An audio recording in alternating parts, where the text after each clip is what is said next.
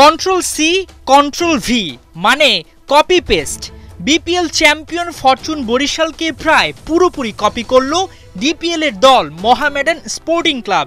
বরিশালে ৩ পাণ্ডব তামিম ইকবাল, মাহমুদুল্লাহ রিয়াদ ও মুশফিকুর রহিম তো আছেনই, তাদের সঙ্গে সাদা কালো পতাকায় যুক্ত হয়েছেন তাওহিদ হৃদয়, তাইজুল ইসলাম সহ সিলেটি রকেট এবাদত হোসেন।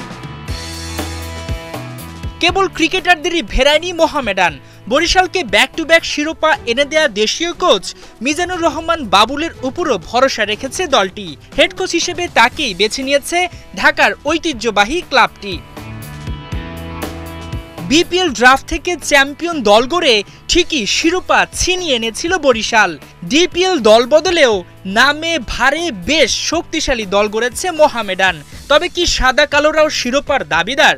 মোহামেডান টিমটা ওভাবে করা হয়েছে, যেখানে তামিম ভাই আছে, মাহমুদুল্লাহ রিয়াদ ভাই আছে, মুশফিক ভাই আছে, তাইজুল ভাই আছে, মিরাজ, আমির। তো দেখা যাচ্ছে আমাদের ফরচুন বরিশালের ম্যাক্সিমাম প্লেয়ারই আমরা ওখানে আছি। তো কাগজে কলমে খুব ভালো টিম। ইনশাল্লাহ এখন দেখা যাক মাঠে যদি আমরা ভালো খেলতে পারি ইনশাল্লাহ চ্যাম্পিয়ন হবে। যেহেতু অলমোস্ট বরিশালের একটা বিগ মানে প্লেয়ার এখানে আসছে, তো আসলে মোহামেডানের জন্য আমি বলবো এটা একটা শুভকামনা।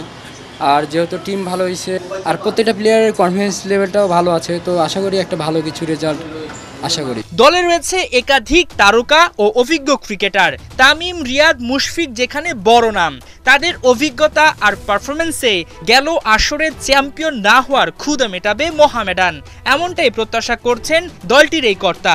অবশ্যই ওদের এক্সপিরিয়েন্স, ওদের যে উদ্দীপনা যেটা আছে, দুইবার চ্যাম্পিয়ন হওয়ার যে এক্সপিরিয়েন্সটা আছে, ওটা আমাদের অবশ্যই হেল্প করবে। অবশ্যই। মাহমুদুল হাসান সজীব, ৭১।